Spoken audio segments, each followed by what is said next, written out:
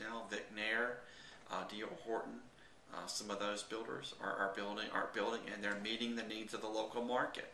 Yes, their construction is cheaper.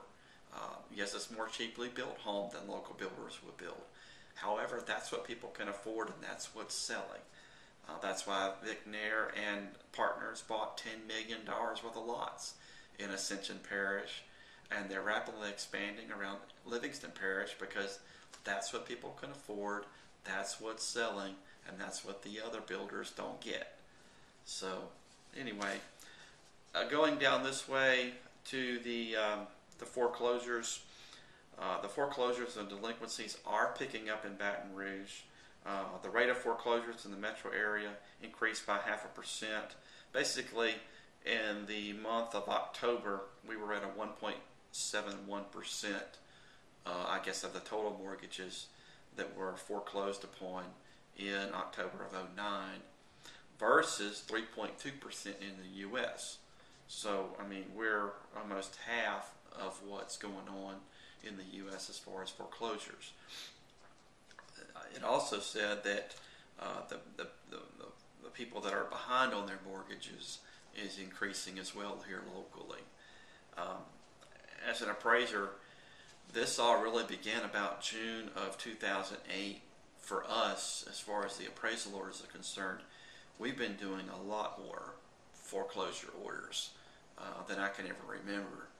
A lot of that is not really hitting the market statistics. A lot of that I think you're calling shadow inventory these days. The banks have so much TARP money that they don't have to get rid of their foreclosures like they used to. They can sit on them. They can choose not to foreclose on them immediately. So I don't think that all these statistics are working into all this great economic news that we have. It is great news, but I don't want to paint a picture that Baton Rouge is doing just so awesome that we don't have problems, because there are some problems in our market. There's no really magic number that says Baton Rouge is down this much percent.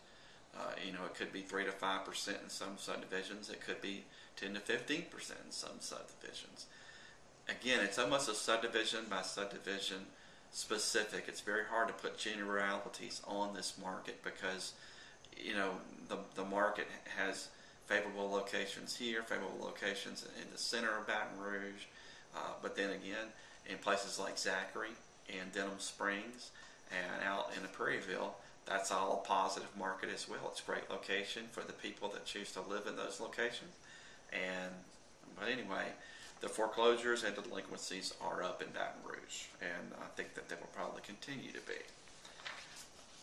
On the 22nd of December, you had news about mortgage experts were split on the market. If the mortgage market is loosening, I think basically in more of your markets like Baton Rouge that are more stable, where the employment is good, you have lenders that are loosening some of their lending standards and lending more in the more stable markets, whereas in markets like Michigan and different things like that, where the market is not stable at all, they're not lending as much there, and that's what's taking place there.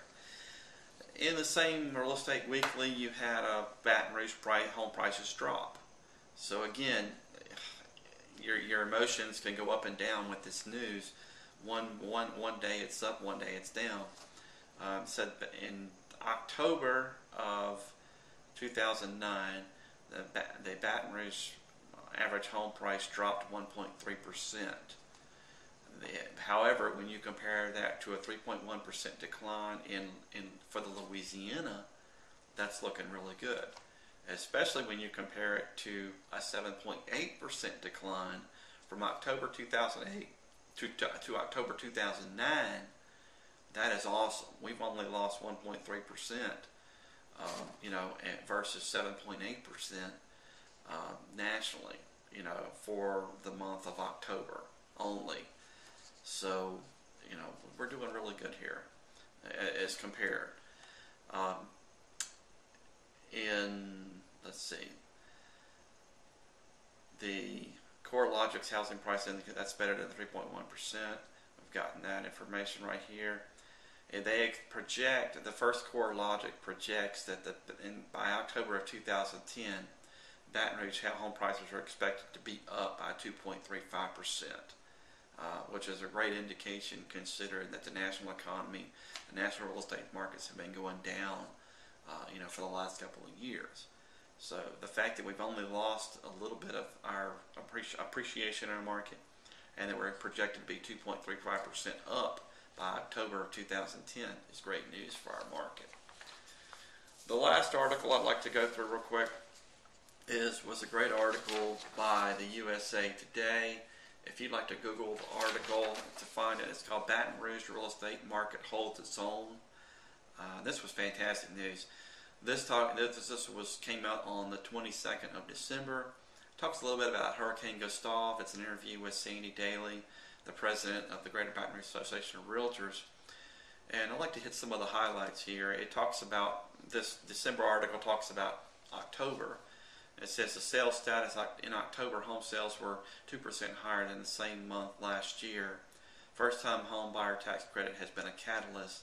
This year, first-time home buyers accounted for 40 to 45% of the sales, which is really, the statistic is like 46% across our nation.